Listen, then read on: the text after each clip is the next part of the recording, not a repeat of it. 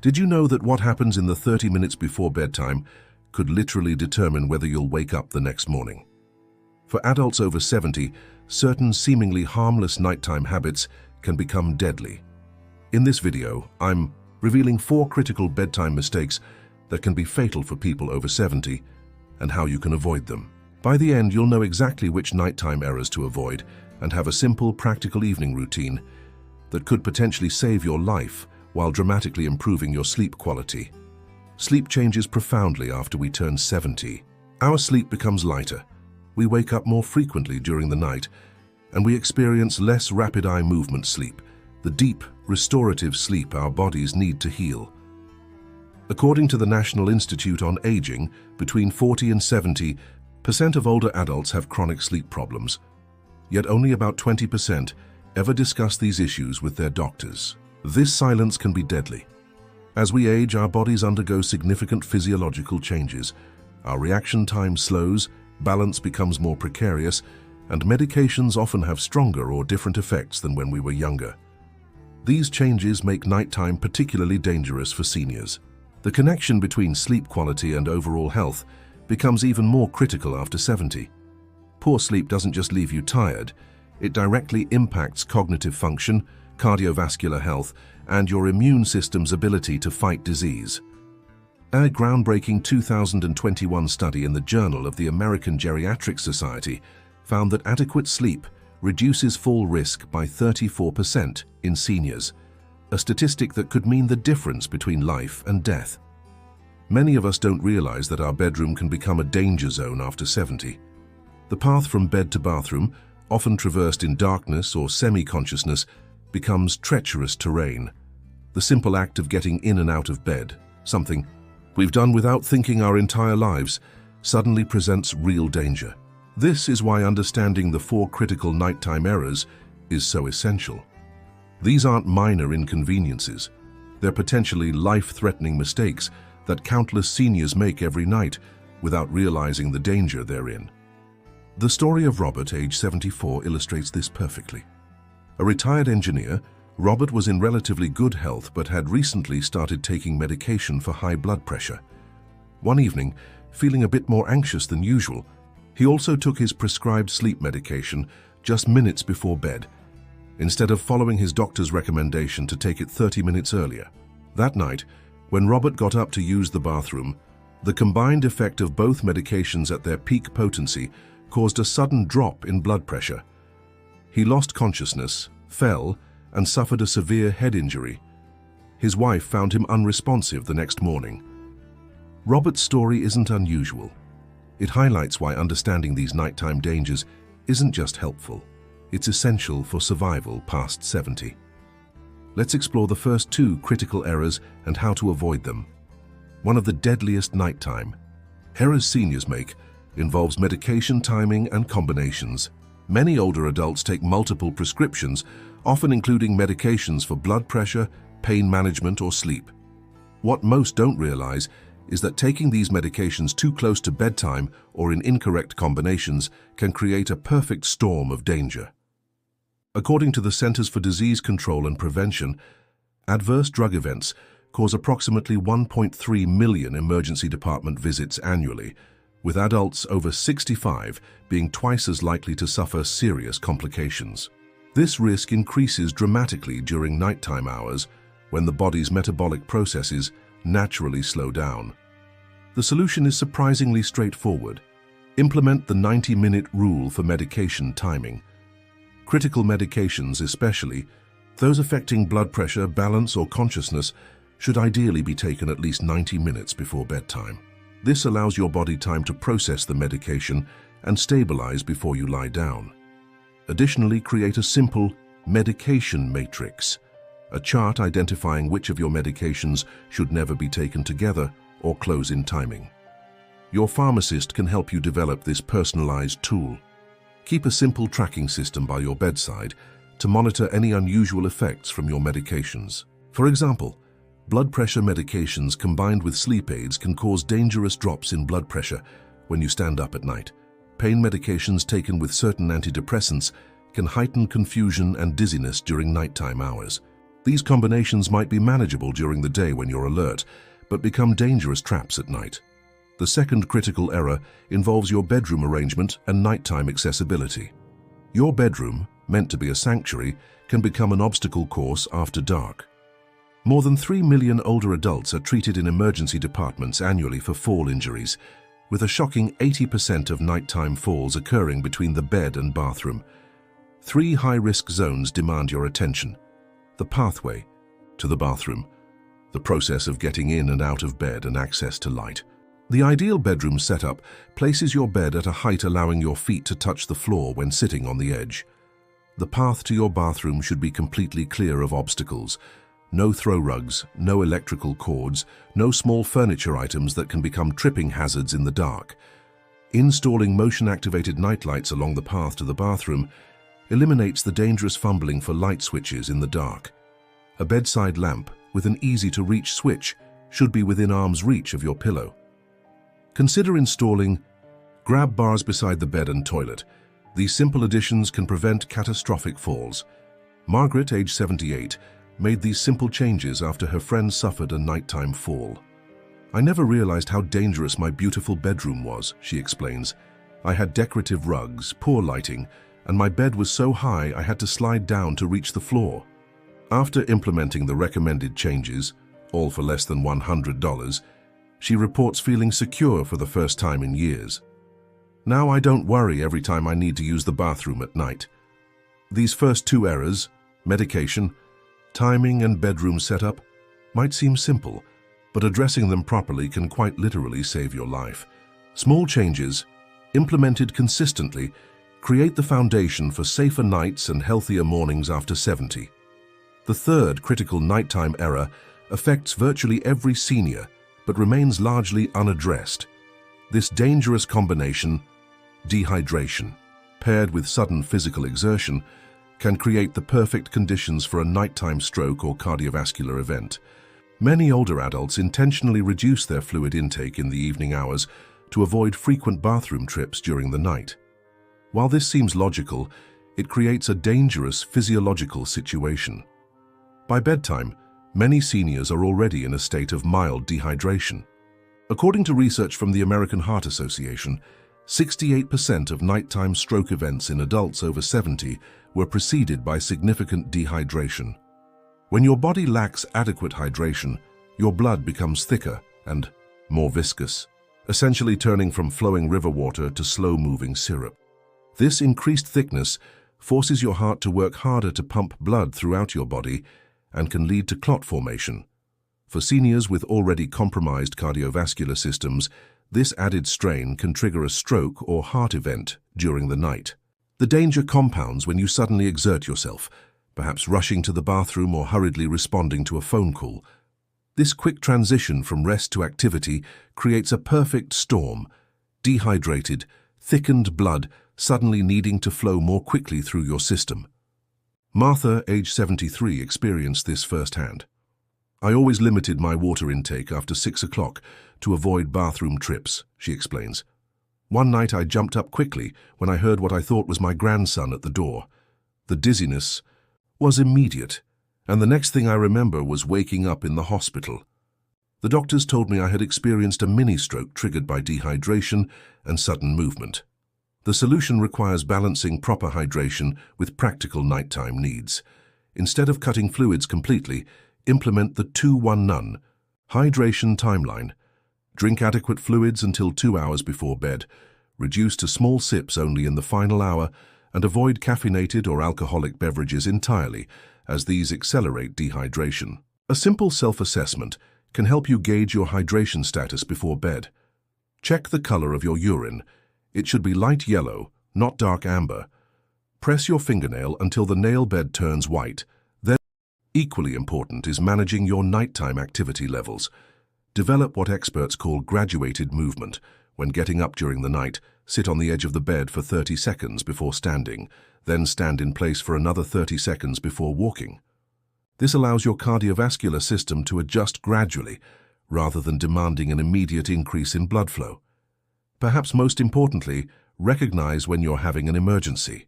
Symptoms like sudden dizziness, confusion, Weakness on one side or difficulty speaking, even if they pass quickly, should never be ignored.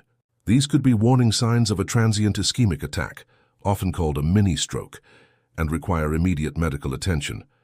The fourth critical error relates to something most seniors never consider dangerous: their bedroom temperature. After the age of 70, your body's ability to regulate temperature changes dramatically, creating nighttime risks few people recognize. Research from the University of California reveals a troubling correlation between bedroom temperature and cardiovascular events in seniors. The study found that bedrooms that were either too cold, below 65 degrees Fahrenheit, or too warm, above 75 degrees Fahrenheit, significantly increased the risk of nighttime health emergencies in adults over 70. The problem stems from age-related changes in our body's thermoregulation systems. As we age, our skin thins, we lose insulating body fat, and our blood vessels don't constrict or dilate as efficiently to conserve or release heat. These changes mean seniors often don't sense temperature changes until they're already in danger. Thomas, age 76, shared his experience. "I always kept my bedroom cold around 62 degrees because I believed it helped me sleep better. One winter morning, my daughter couldn't reach me by phone. When she came over, she found me in a state of mild hypothermia. I never felt cold during the night, but my body was shutting down."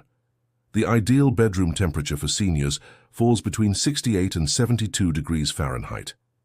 This range provides the perfect balance, cool enough to trigger your body's natural sleep response but warm enough to prevent dangerous drops in core temperature.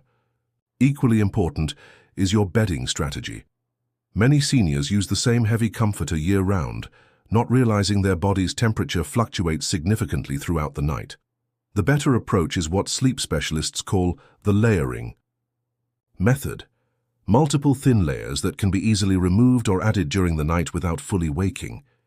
Start with a moisture-wicking base layer sheet that pulls perspiration away from your body. Add a light blanket, then a medium-weight comforter. This system allows you to adjust your coverage throughout the night by simply sliding layers on or off as needed. Modern technology offers affordable solutions for temperature monitoring. Simple digital thermometers with large illuminated displays can help you track bedroom temperatures. More advanced options include programmable thermostats that automatically adjust temperatures during sleeping hours. Medical conditions can further complicate temperature regulation. Diabetes often causes poor circulation and decreased temperature sensitivity. Thyroid conditions can disrupt your body's internal thermostat. Even common medications like beta blockers and certain antidepressants can affect how your body responds to temperature changes. Dr. Elizabeth Chen, geriatric specialist, explains, temperature-related emergencies in seniors often go undiagnosed because the symptoms can be subtle. Mild hypothermia might present as confusion or lethargy rather than obvious shivering. Overheating might cause irritability or headache before more severe symptoms appear. Seasonal adjustments are crucial. In winter months, keep emergency warming supplies, extra blankets and warm, non-caffeinated beverages within easy reach of your bed. During summer, ensure your cooling systems are reliable and consider keeping a spray bottle of water nearby to mist your face and neck if you become too warm. By understanding these temperature dangers and implementing proper safeguards, you effectively eliminate one of the most overlooked nighttime risks for seniors over 70. Combined with addressing the other errors we've discussed, you create a comprehensive safety system that dramatically increases your chances of waking up healthy each morning. Now that you understand the 4 deadly nighttime errors, it's time to implement a comprehensive solution. The most effective protection comes from establishing a consistent evening routine specifically designed for adults over 70. This isn't just about better sleep, it's about survival. What makes nighttime routines so powerful is their ability to bypass declining cognitive function during evening hours. As we age, our decision-making abilities naturally decrease as the day progresses, a phenomenon scientists call sundowning. By establishing automatic routines, you create protective habits that function even when your judgment might be impaired by fatigue. The ideal safety system follows what geriatric specialists call the 3-2-1 method, a simple countdown approach to bedtime that addresses each risk factor at the optimal time. 3 hours before bed, take your evening medications unless specifically directed by your doctor to take them closer to bedtime. This gives your body adequate time to process them before you lie down. Review your medication matrix to ensure you're not taking dangerous combinations. Prepare a small protein-based snack if needed to prevent blood sugar drops during the night. 2 hours before bed, begin your hydration wind down. Take your final substantial drinks while avoiding caffeine and alcohol. This gives your body sufficient time to process fluids while maintaining proper hydration levels.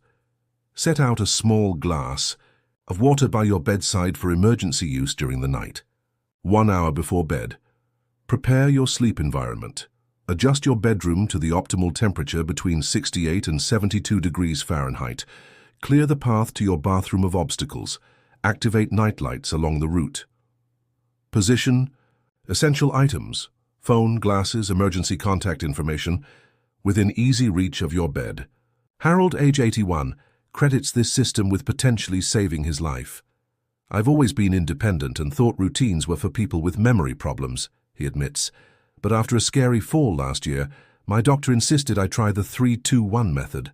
Last month, I woke feeling extremely dizzy. Because I had my phone right where my routine dictated, I was able to call for help immediately. The paramedics told me that quick action likely prevented a major stroke."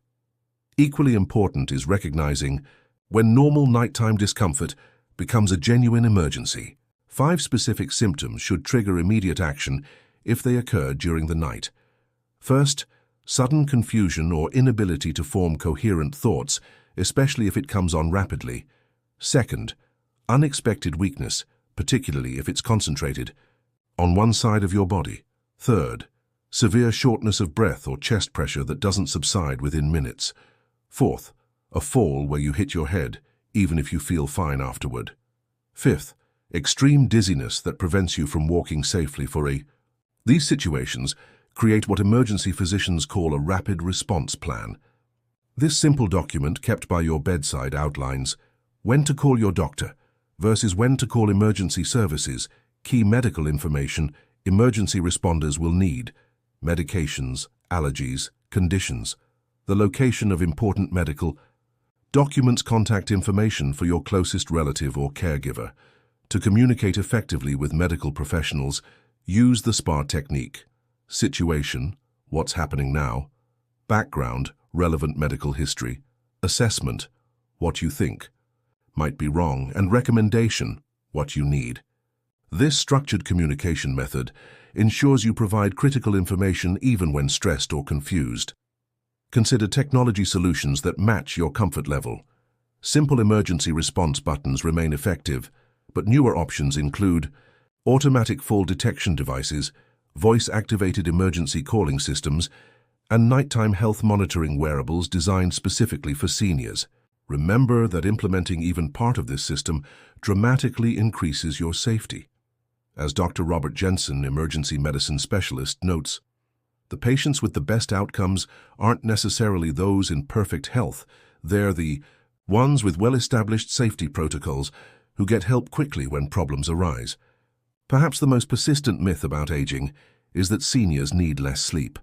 The truth is, research from the National Sleep Foundation reveals that while sleep architecture changes with age, healthy adults over 70 still require 7 to 8 hours of sleep for optimal cognitive and physical functioning. The difference isn't in how much sleep you need, but in how your sleep is structured. What changes as we age isn't our need for sleep, but our ability to obtain it in a single continuous period, explains Dr. Margaret Chen, director of the Aging and Sleep Research Institute. The senior brain typically cycles through sleep stages differently, with more time in lighter sleep and less in deep sleep. This shift makes sleep quality metrics far more important than simple duration. 3 specific factors determine whether your sleep is truly restorative. First, sleep efficiency, the percentage of time in bed you're actually sleeping. After 70, aim for 85% efficiency rather than the 90% recommended for younger adults. Second, Fragmentation frequency. How often your sleep is interrupted. Fewer, longer sleep periods are significantly more restorative than numerous short ones. Third, REM percentage, the amount of dream sleep you achieve. This stage is crucial for cognitive health and emotional regulation. 3 natural techniques have shown particular promise for improving senior sleep quality. The 20-minute rule has proven remarkably effective for preventing insomnia's worst effects. If you can't fall asleep within 20 minutes of going to bed, or if you wake and can't return to sleep within 20 minutes, don't remain in bed feeling frustrated. Instead, get up, move to another room and engage in a relaxing activity under dim light until you feel sleepy again. This breaks the anxiety cycle that perpetuates insomnia. Cognitive anchoring. Before bed helps quiet racing thoughts that often plague seniors at night. Take 5 minutes to write down any concerns or unfinished tasks, along with a brief note about when you'll address each one. This simple practice has been shown to reduce sleep onset time by nearly 40% in adults over 65. Environmental consistency leverages your body's response to reliable cues. Using your bedroom only for sleep, not reading, watching television or other activities, and maintaining a consistent bedtime and wake time, even on weekends, strengthens your circadian rhythms and improves sleep quality. When adapting these recommendations to your specific situation, consider common questions. If you take medications affecting sleep, including diabetes medications, heart medications, or pain relievers, consult your doctor about optimal timing. Sometimes shifting a medication by just 30 minutes can dramatically improve its effects on sleep quality. For those living alone, emphasize the security aspects of your nighttime routine. Double-checking door locks and having communication. Devices readily available can reduce anxiety that interferes with sleep. For those in assisted living or nursing facilities, focus on creating environmental consistency despite institutional schedules. Eye masks, earplugs, and white noise machines can help create sleep-friendly conditions even in shared environments. As we conclude our exploration of nighttime safety for seniors, remember that small, consistent changes often yield the most significant results.